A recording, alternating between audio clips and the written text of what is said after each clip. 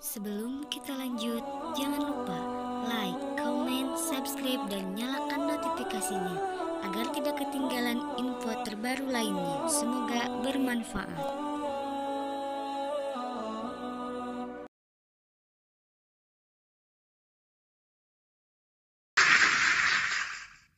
Sekarang saya serahkan kepada Bapak. Anda mau menyembah, tetap mau menyembah Sibilisisis, atau Anda ingin keluar dari sana? Sekarang juga Anda punya kesempatan untuk berbicara. Silakan. Oke, jadi Bang Suma ini begini, saya agak sedikit heran ya. Bang Suma mau mempelintir bahwa Yesus bukan Tuhan ya. Ada Yesus palsu dan Yesus asli. Nah, Bang Suma bilang bahwa Yesus asli itu sebelum penyaliban. Oke, kita sekarang begini, karena saya ikut versinya Bang Suma saja ya. Biar Bang Suma paham bahwa kalau Bang Suma mengakui Yesus asli adalah sebelum penyaliban, saya sepelekan dulu yang namanya penyaliban. Biar Bang Suma jangan kejang-kejang dulu. Nanti kalau saya lari ke sana, kejang-kejang lagi. Kan gitu kan. Oke. Boleh ya Bang Suma ya? Oke. Jadi begini ya. Itu kata Yesus sendiri ya. Kalau kata Yesus sendiri, sebenarnya Bang Suma harus percaya juga. Sebelum penyaliban terjadi ya. Sebelum penyaliban terjadi, Yesus bilang begini. Yesus sendiri yang bilang. Makanya tadi saya bilang sampaikan itu Bang Suma. Anak manusia akan disalibkan. Bang Suma, kata Yesus sendiri. Bang Suma, sebelum disalibkan, Yesus sendiri menyampaikan, anak manusia harus disalibkan. Sesuai dengan nubuatan. Ya, pasti disalib. Nah, yang kedua, Bang Suma yang paling ganteng di dunia, malaikat sendiri yang menyampaikan bahwa anak manusia harus diserahkan ke tangan orang berdosa dan disalibkan.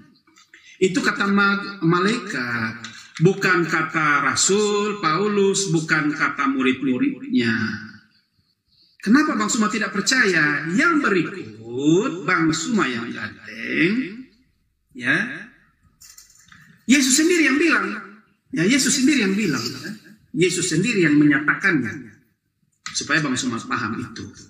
Dia bilang begini, barang siapa tidak memikul salibnya dan mengikuti aku, ia tidak layak bagiku. Yesus. Jadi Bang Suma harus paham itu dulu ya. Yang tadi Bang Suma sampaikan bahwa tentang masalah anak manusia harus di rahim bumi segala macam, terus dia harus di alam maut ya. Ada tujuannya Bang Suma, semuanya ada tujuannya. Ya, yang pertama di Matius 12 ayat 40 itu jelas Bang Suma ya. Bang Suma singgung tentang anak manusia tinggal di dalam lahir ibu, itu ada di Matius 12 ayat 40 Bang Suma yang ganteng. Biar dipahami benar ya. Matius 12:40 itu dalam anak manusia akan tinggal dalam rahim bumi 3 hari. 3 hari. Berarti jelas ya. 3 hari itu berarti jelas. Saat kematian, saat kebangkitan. Berarti benar apa yang dituliskan Alkitab itu tidak ada yang salah. 3 hari. 3 hari di bumi itu bikin apa dia? Ya. Dia bilang begini, dia mendeklarasikan bahwa maut tidak berkuasa atas manusia. Makanya anak-anak manusia yang mati di rahim ibu itu dia telah angkat, yang di bumi itu bersama-sama dengan Yesus pada situ bangkit. Maka kebangkitan pertama itu telah terjadi Bang Suma yang ganteng. Saat kematian Yesus di atas kayu salib, apa yang terjadi? Langit terbelah bagi dua, langit terguncang dan terbelah. Baik-baik Allah semua tergoncang dan terbelah semuanya, dan orang-orang kudus bersama-sama bangkit. Itulah kemenangan. Maka dia bilang begini di 1 Korintus 15 ayat 55 sampai 58 kalau tidak salah, dia bilang begini, hai maut, di manakah kemenanganmu dan sengatmu? Tidak ada lagi maut bisa berkuasa atas kita. Karena siapa yang percaya kepada Yesus, dia akan hidup walaupun dia sudah mati. Itu menurut firman Tuhan, Bang Suma yang ganteng. Jadi kalau Bang Suma bilang bahwa semua orang Kristen yang mengakui sebagai Tuhan dan Juru Selamat itu akan binasa, keliru. Orang yang percaya Yesus sebagai Tuhan dan Juru Selamat tidak akan pernah meninggalkan. Kalau dia meninggalkan, dia seperti batu kilangan yang ditenggelamkan ke dalam air. Kenapa? Keselamatan itu tidak pernah bisa hilang. Ingat, keselamatan tidak pernah bisa hilang kalau dia di dalam Yesus ya.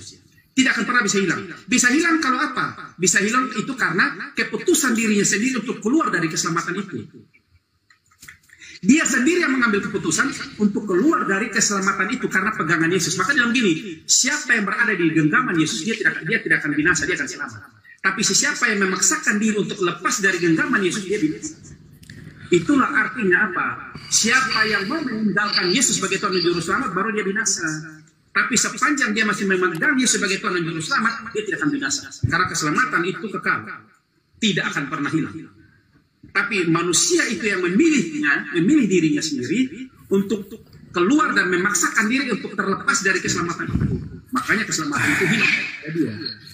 Itu tujuan keselamatan, Bang Suma. Jadi tidak ada siapakah penyesat itu, tidak ada. Paulus tidak pernah mengajarkan tentang penyesat. Ya. Dia tidak pernah mengajarkan kita keluar dari keselamatan, itu tidak ada. Sejalan dan segaris lurus secara hierarkis itu jelas bahwa dia mengajarkan tentang apa yang diajarkan oleh Yesus. Ya, Yesus bilang begini, pergilah jadikan seluruh bangsa muridku. Pergilah jadikan seluruh bangsa muridku dan baptislah mereka. Dan aku akan mengirimkan seorang penolong bagimu, ia akan menyertai engkau sampai pada akhir zaman. Penolong itu siapa? Tidak ada lagi penolong di dunia ini selain daripada Roh Kudus. Ya. Roh Kudus itulah yang akan mengilhami setiap manusia untuk mengenal Yesus Tuhan dan Juru Selamat, itu hanya Roh Kudus. Kalau Roh Kudus tidak ada dalam dia, maka dia akan menyangkal Yesus sebagai Tuhan dan Juru Selamat. Itu ada di Alkitab, Bang Suma. Saudara, kepanjangan. Saya pingin ilmu dari ente, bukan cocokologi yang apa-apa yang kamu bilang, saudaraku. Penyesat itu datang mengaku bernama Yesus. Yang Anda jual nama Yesus. Penyesat itu datang menyesatkan orang banyak. Anda sedang mewakili sang penyesat itu. Tidak ada. Jangan dulu ngomong. Saya kasih data sesuai dengan data yang saudara lemparkan. Anda membaca di dalam Matius 12 nomor 40. Justru saya yang kasih data tadi. Anak manusia akan berada dalam perut bumi. Betul? Betul. Siapa anak manusia yang berada di perut bumi ini? Adalah anak manusia yang dijadikan sebagai tanda untuk angkatan. Jangan tertawa, jawab. Angkatan yang jahat dan belok. Angkatan jahat. Kristen percaya nggak kebangkitan hari ketiga? Ya percaya. Itu tanda untuk siapa? Begini. Jangan karena Alkitab kita Bang Suma. Bang Suma saling itu. Saya ulang lagi pertanyaan saya. Ketika angkatan jahat orang Farisi minta satu tanda, tanda yang diberikan oleh Yesus adalah anak manusia keluar pada hari ketiga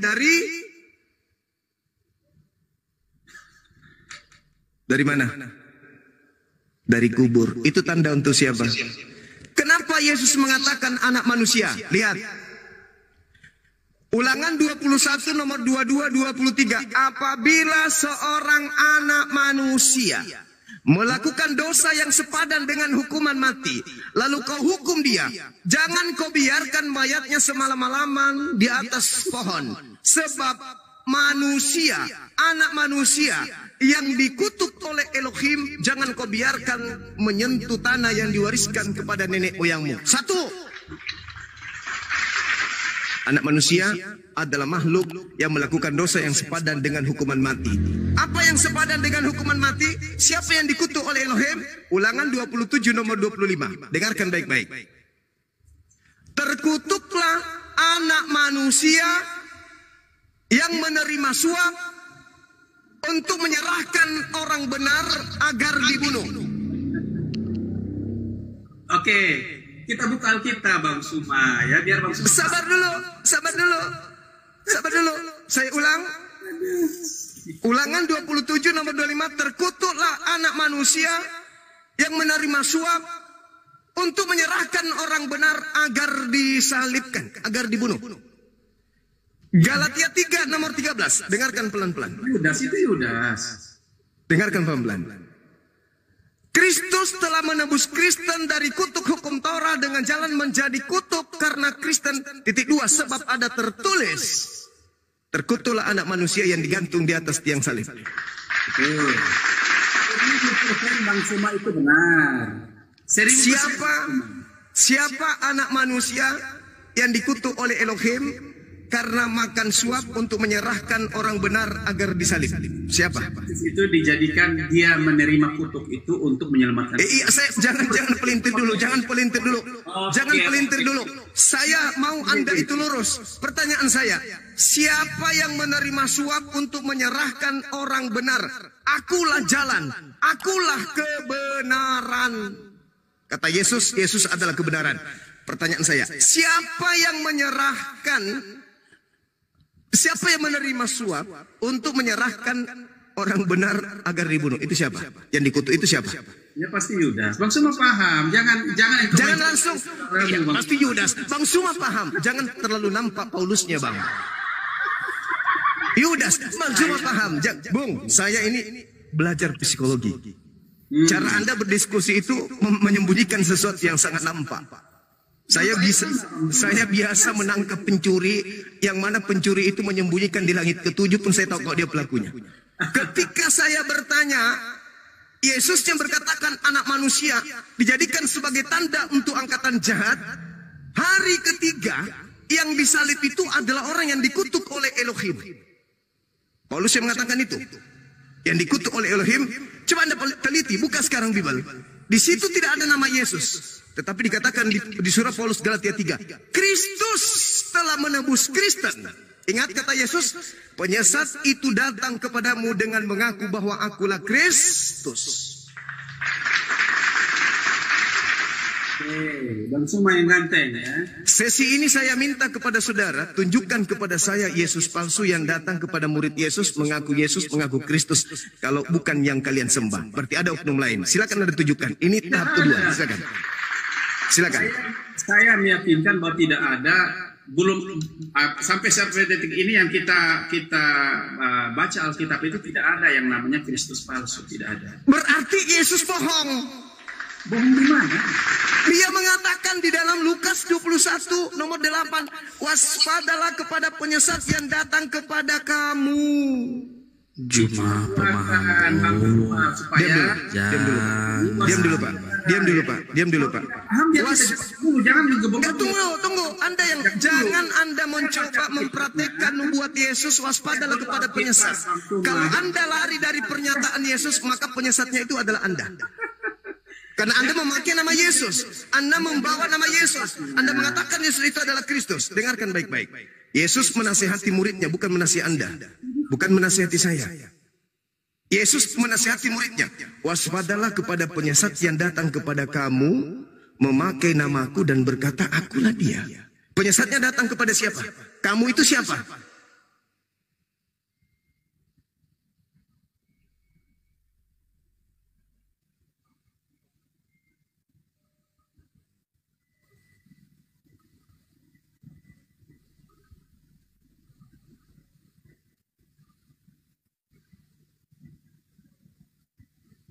Halo?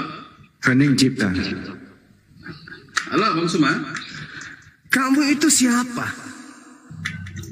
Ya kamu itu termasuk murid-muridnya dan kita. Kampret. Terus kenapa? Masalahnya apa? Masalahnya otak Anda error. Itu pernyataan Yesus kepada muridnya, kok kita? Anda penyesat. Kata Yesus kepada muridnya, waspadalah. Penyesat itu akan menyesatkan banyak orang. Banyak orang yang disesatkan itu diantaranya Anda. Kenapa Anda mengatakan kita? Apa dasar Anda mengatakan kita? Apa dasar Anda mengatakan kita? Apa dasar Anda mengatakan kita? Karena Anda penyesat. Oke ya, saya Alkitab ya, Bang Suma. Silakan, buka Bible. Cara Anda menyebut kitab Anda saja sudah menyesatkan. Kitab Anda itu bukan Alkitab. Ini Bible, Pak. Ini Bible. Ini bukan Alkitab. Bukti bahwa Anda itu penyesat, buku dari Yunani ini Anda sebut Alkitab. Alkitab itu nama lain dari Al-Quran. Dari situ aja udah ketahuan. Tuhan Anda Theos, Anda sebut Allah. Itu aja sudah penyesatan. Tuh, jangan tertawa. Saya masih menuntut, Pak. Ini sesi kedua saya kasih Anda ngomong. Silakan, saya akan diam. Tolong tunjukkan Yesus palsu yang datang kepada muridnya. Jangan kepada Anda. kepada muridnya. Silakan. Karena Yesus mengatakan waktunya sudah dekat, jangan kau ikuti dia. Silakan.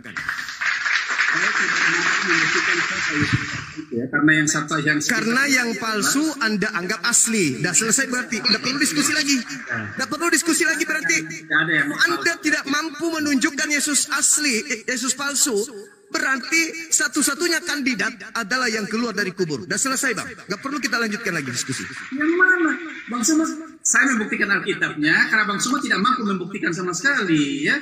Saya minta Yesus palsu yang datang kepada muridnya, Anda malah menangis. Siapa kamu di situ? Apa cara penyesatan Anda? Siapa kamu di situ? Muridnya dan kita. Itu adalah tanda Anda itu pembohong besar. Untuk mengetahui orang bohong dan tidaknya, itu di dalam Alkitab kita jelas. Yesus sampaikan bahwa kalau roh itu tidak tinggal di dalam orang itu, dia tidak akan mengerti. Nah sekarang roh apa yang mengajarkan Anda mengatakan bahwa ucapan kamu di situ untuk Anda juga? Roh apa yang mengajarkan Anda itu? Roh apa? Saya baca Alkitab biar Bang Suma paham. Karena Bang Suma tidak paham sama sekali, ya. Boleh saya baca Alkitabnya? Silakan. Boleh saya kasih tunjuk Alkitab? Silakan. Oke. Bang Suma yang ganteng. Jangan potong-potong dulu ya Bang Suma ya, biar Bang Suma. Silakan. Saya masih menuntut Yesus palsu yang datang kepada muridnya. Silakan. Oke ya. Kalau kita tidak ada Yesus palsu ya, karena siapa yang percaya Yesus pasti. Berarti Yesus bohong. Yesus, siapa yang percaya Yesus pasti selamat. Yesus bohong. Waspadalah kepada penyesat yang datang kepada kamu dengan memakai namaku dan berkata, akulah Yesus.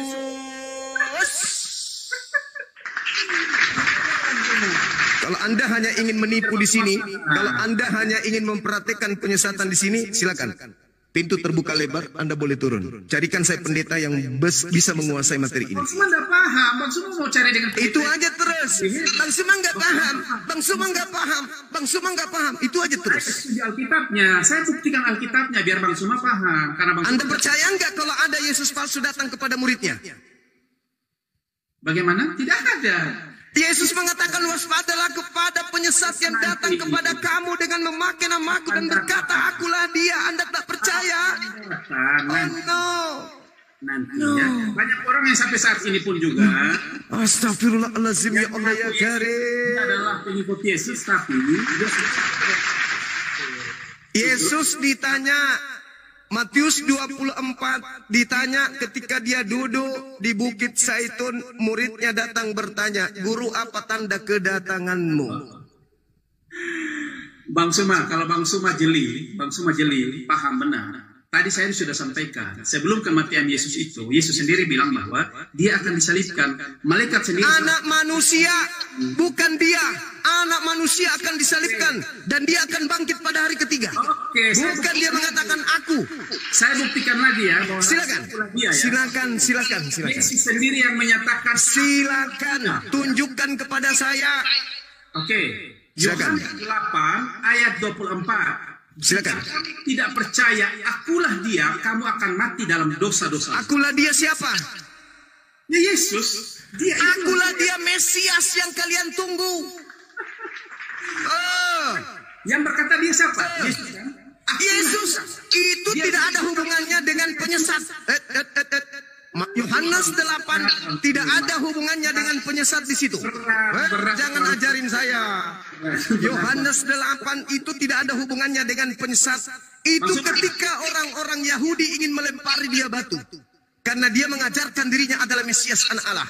Tapi di situ bukan berbicara mengenai waspadalah kepada Mesias palsu. No.